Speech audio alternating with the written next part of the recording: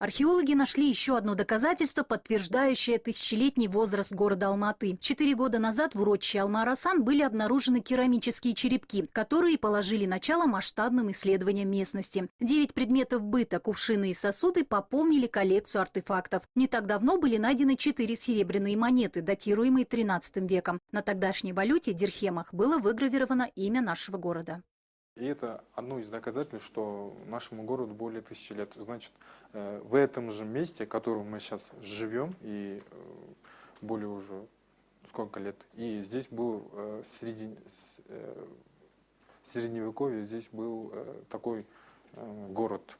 Второе доказательство, это письменное доказательство, там во всех средневековых книгах упоминается про городе Алмату. Это как бы древнее название нашего сейчас города, Алматы. Вот эти все факты, о них можно рассуждать, одни из них более мелкие, другие более крупные, яркие и так далее. Соединяя их воедино, и как флагманом ставя тот факт, что у нас вот есть чекан Алматы, средневековый, серебряный, мы можем говорить о городе с тысячелетней историей. Историческую находку можно смело отнести к разряду глобальных. Археологи откопали здесь настоящее городище, усуньское поселение 3 века до нашей эры. Дома в жилом массиве соединены друг с другом дворами, тупиковыми улочками и коридорами. Археологи даже восстановили один из них во всех деталях.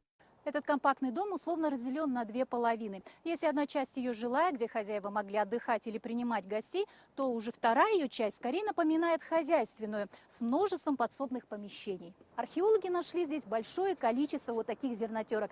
Ученые уверяют, обитатели усуньского поселения отличались большой любовью к ячменю и просу.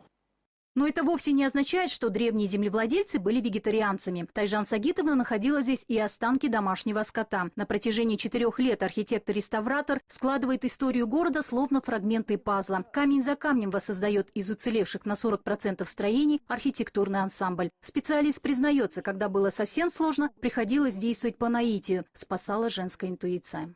Это все надо было соединить, это проследить каждую стену, это как следопыт. Каждую стену и найти ее окончание, найти ее поворот, найти дверные проемы, найти, скажем, следы СУФ, как они, где они, по каким стенам они проходят.